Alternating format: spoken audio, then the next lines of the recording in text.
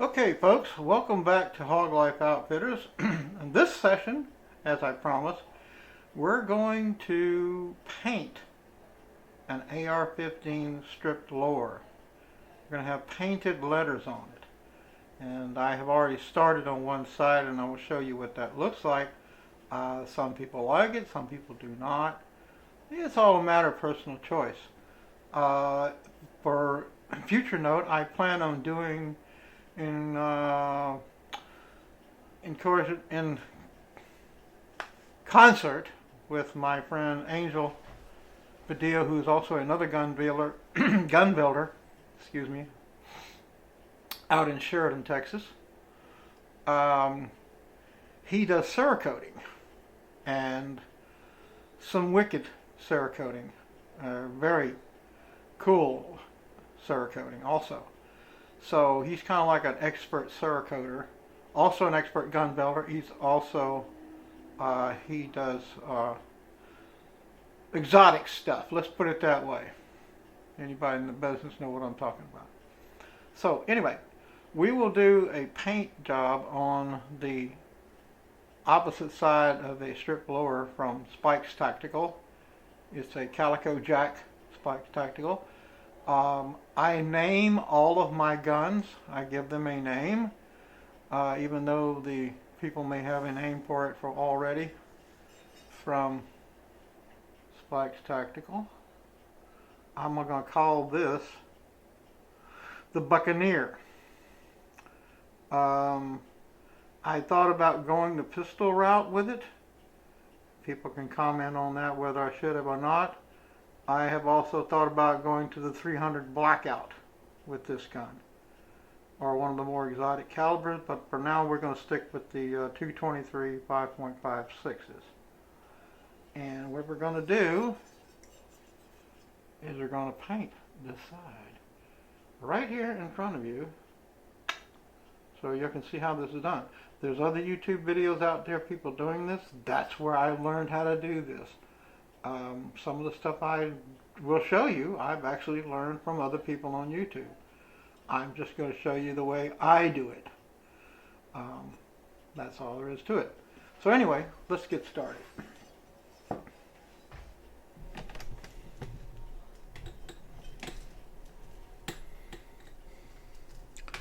Here's our stripped lower here, as you can see.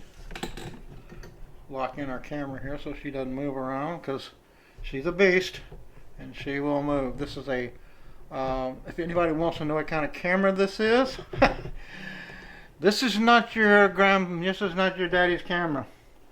This is a Sony professional HD 1080p shoulder mount camera. The exact model is, oh, I can't see the exact model right now, but I'll tell you about that in a minute. But it's the MCX series, lightweight Sony shoulder mount cameras, high definition. We're not running in high definition 1080p. I'm running in 720p because if you know anything about videos, that makes it very large. And when you go to load it up to anything, that 1080p file is just really ridiculous. 720 is all I really need for YouTube, especially. So this is going to be shot in 720p. Of course, you know, high definition stereo, of course, and high definition 720p, but still the lower resolution because it's video, it's not broadcast. If it was broadcast, you know, like commercial broadcast, I would run it at full 1080, but we don't need to do that here. Anyway, this is the strip lower. This is the position I have. The colors I plan on using are this fluorescent green. Now, a word about these paints. If you know anything about painting, you know the background determines how your paint eventually comes out. Your base, as the painter people will tell you. On this particular weapon, you'll notice it's BLACK, black. Okay? I know some people would like to ban that word, but excuse me, it's a color, it's black. which means the absence of all colors. Many people say it's a combined, all colors combined. Physicists will tell you that it's the absence of all color. There's a big argument about what actually black is. Can you believe this? And actually what the color white is. Many will tell you that white is the combination of all colors. But whatever. This color here is fluorescent. Okay. It is, I can't, I'll have to get my glasses on here, get my magnifying glass out to read it, because the print is meant for a mouse to read it, not a human being. Fluorescent yellow. But I can guarantee you it will not come out yellow on the gun.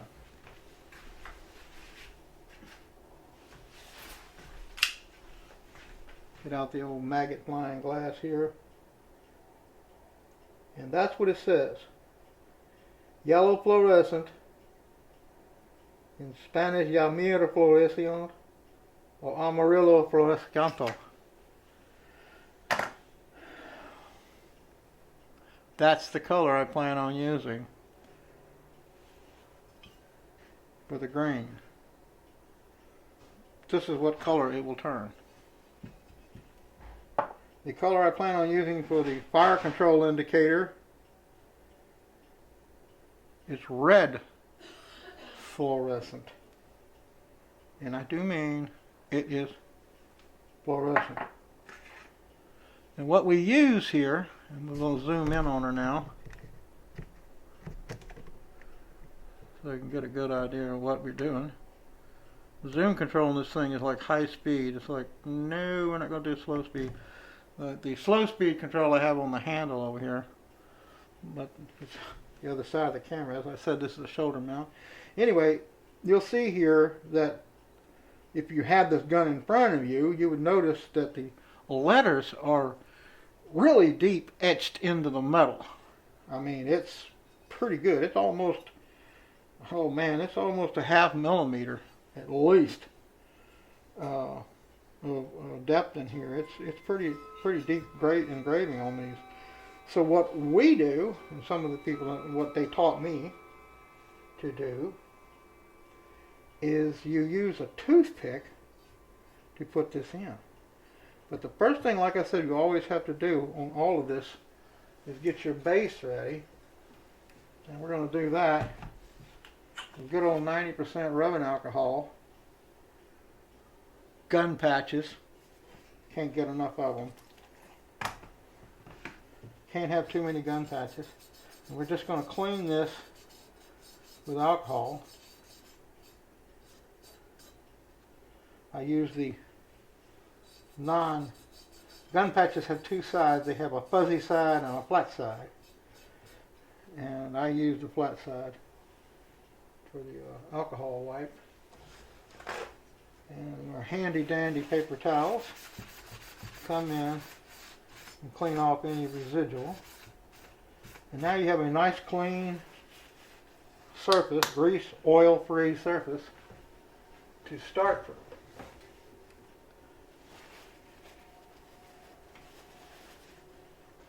Put that aside. When we get ready to clean the paint off, which we will do, we will be using this right here. Good old Outers nitro solvent. Not the hops stuff. It's not clear. This stuff is clear. You need to use the clear stuff. I tried using some of the hops solvent, and it just it's got a dye in it or something, and it mixes with the paint. It messes it all up. It's terrible. Big mistake that was. But yeah, the clear nitro solvent from Outers is what I've been using. I'm sure there's others out there, but it's got to be clear. No dye in it. Because that will interfere, like I said, with the paint. Anyhow, so what we're going to do is we're going to get a toothpick and we're going to shake up our paint real good. Got to make sure the paint's shook up real good.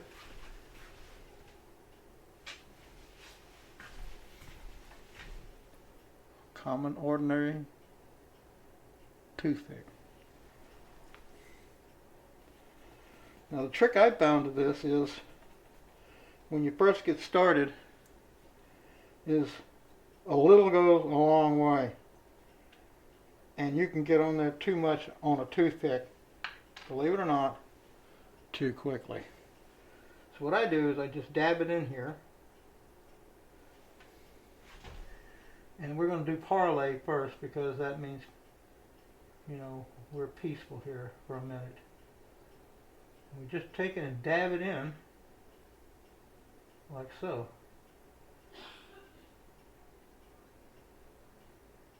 And fill in just the letters as much as possible. That's all you really need to do. It can overflow some, because you're going to wipe that away anyway. But just get it inside the letters. Just like I said, a little bit, like, oh, that's almost too much. Just a little dab will do you. I don't know if they remember that thing, little dab will do you. It's a hair pomade they sold, and that was their logo, a little dab will do you. Anybody knows what that is, now they know I'm telling my age.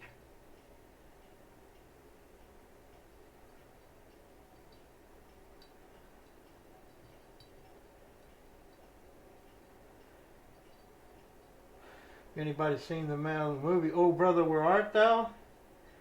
You'll know what I'm talking about. Except he wasn't using that particular brand, but it was called hair pomade or hair treatment or something like that, and all men wore this slicked back hairdo. That's pretty crazy. Let me zoom in on that some more here if I can.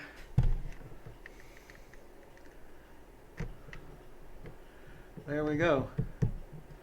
You can already see this says Parlay in a nice green color.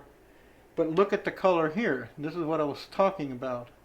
This is yellow. They call this fluorescent yellow.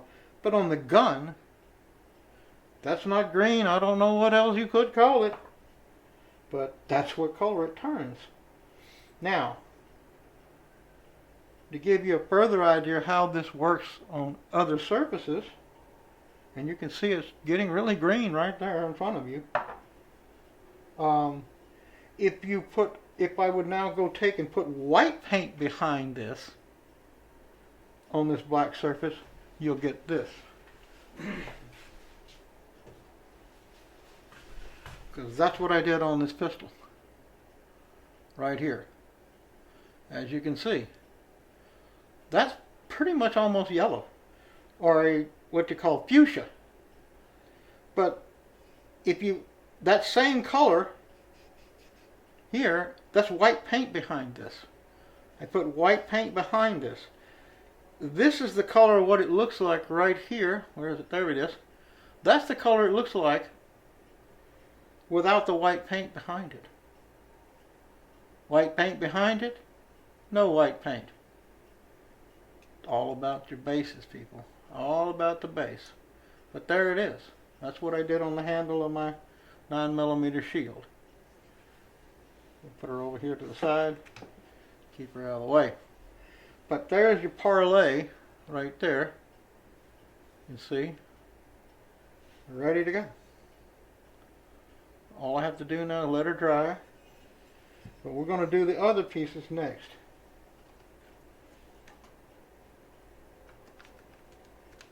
I get my little cleaning rags up here. Clean my toothpick off. We just keep using the same toothpick over and over again. Just keep it clean is all you got to do. The next color I'm going to use is the fluorescent red. This is from Testers. Regular old Testers. We'll see. I'll turn that up. I got to get used to using this camera here and this light. Regular old Testers model paint, excuse me. From Hobby Lobby, $1.99 a bottle. Amazing stuff. I was using fluorescent enamel fingernail polish, But that stuff is so thick, it's kind of hard to use. You really have to thin the hell out of it to use it, because it comes out so darn thick. And it doesn't seem to flow as well as this stuff is. It's a little thinner. And like I said, you don't need a whole lot. I just basically kind of just scrape the jar. I'm not showing you guys, am I? Well, here it is. Kind of just basically just dab it in there, like so. Just grab a little bit of it, and then gently start filling in the letters. And the paint will just flow off the tip of this like a little small tiny paintbrush, believe it or not.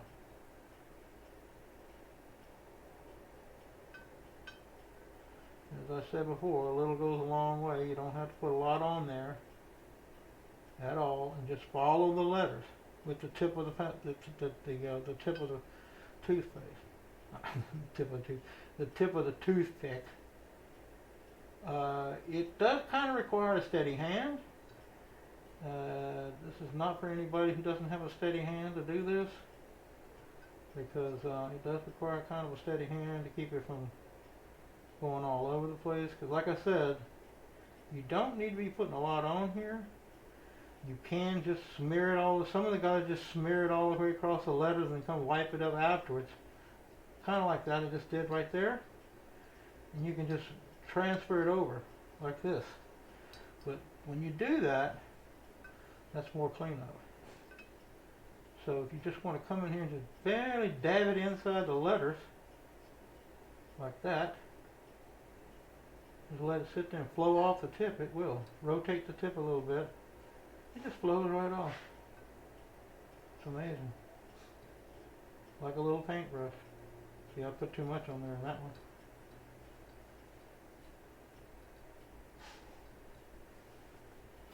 We're going to parlay here. Plunder. This is plunder. The gun has 3 fire modes: parlay, plunder, and R. For those that ever want to go class 3 or full auto, which I don't see any purpose in, and we'll discuss full auto one day.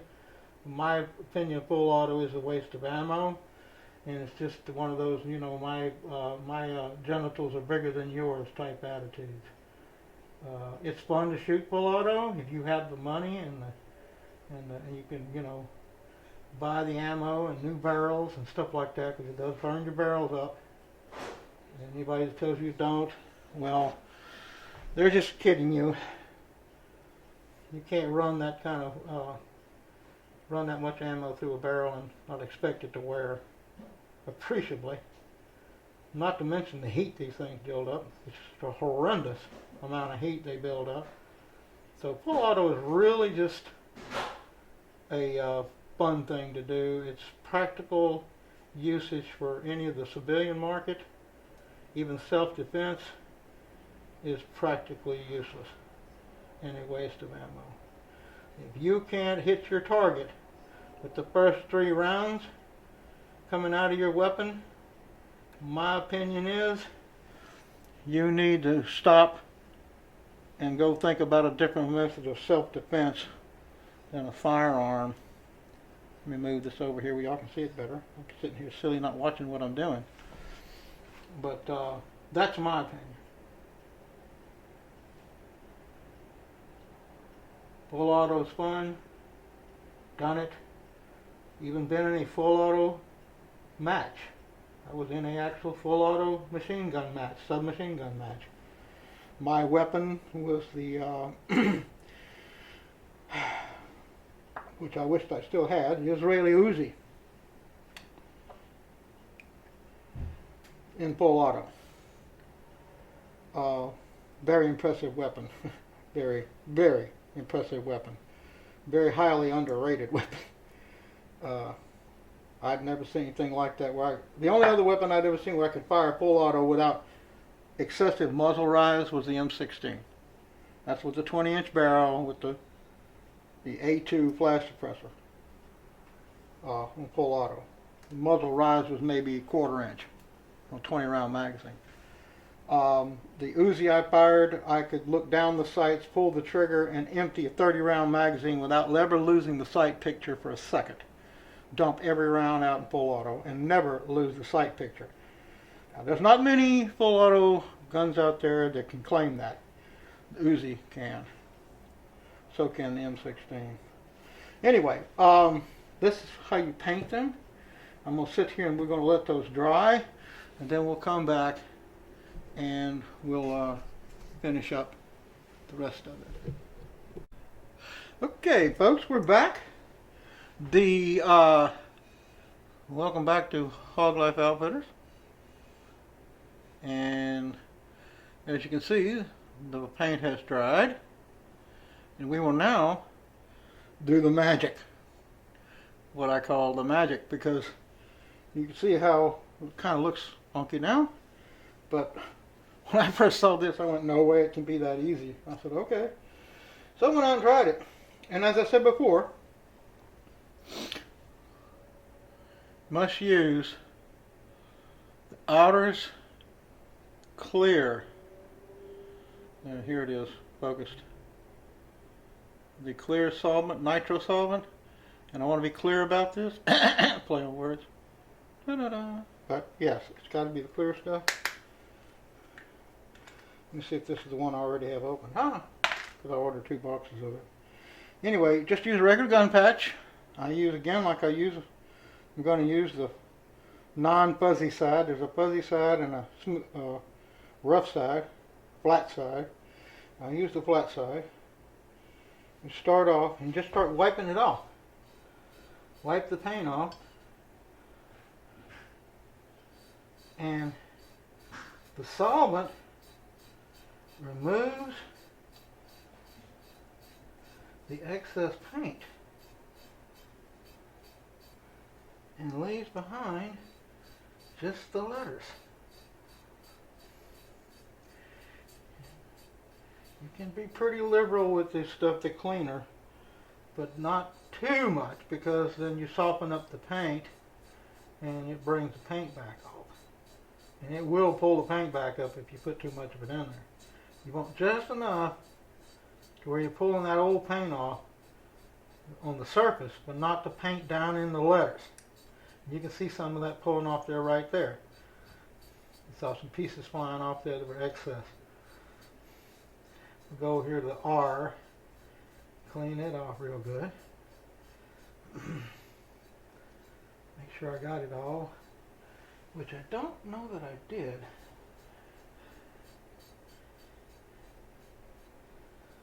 Maybe missed a little piece there. Take the old plain paper towel here and wipe off the excess of that.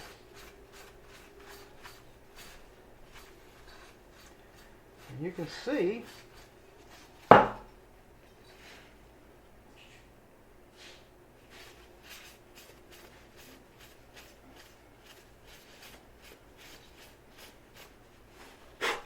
that it comes out, yes, like so. Just wipe it off, a plain paper towel. It comes out like that.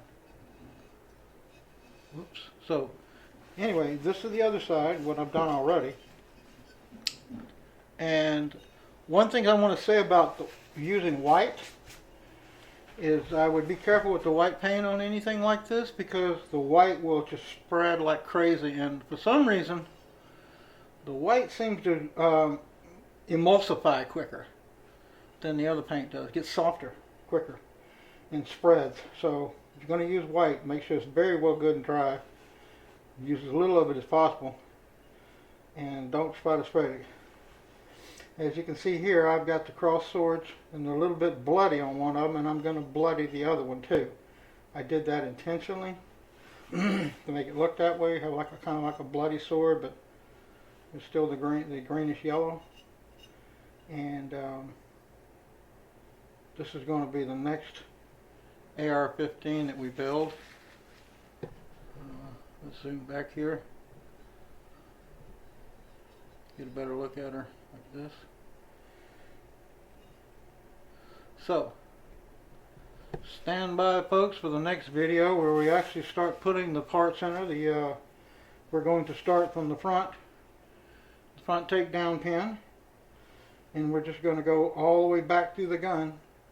The magazine release, which is bolt release, the magazine release, that's all going to be put in. There's a myriad of pins and springs that go with that, fire control selector, and the takedown pin will be over here, and finally we'll put in the buttstock, and the handle will go on. That'll probably all go on at the same time because these pieces need to go in together. The buttstock spring is right there. I don't know if you see that spring hole, but there's a spring hole right here. Try to get a better light on it.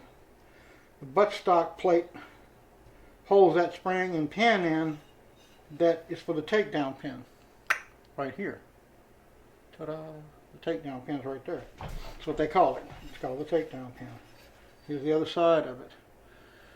There's a spring and detent pin that goes in there and holds those in. Same thing for the front. There's a spring, a set of springs. Whoops, almost knocked that helmet over.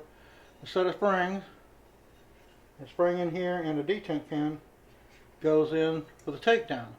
I mean, for the pivot pin, they call it. And that has a weird head on it, like a section cut out of the head, so you know that's what it is. It's the only place it will go. It won't go anywhere else, and plus it's a little longer than the takedown pin. You'll see that in the video. But as I said, we're going to build it, and we're just going to start from the front. So stand by for the complete build of the Calico Spikes Tactical Calico Jack Buccaneer. See y'all in the next video.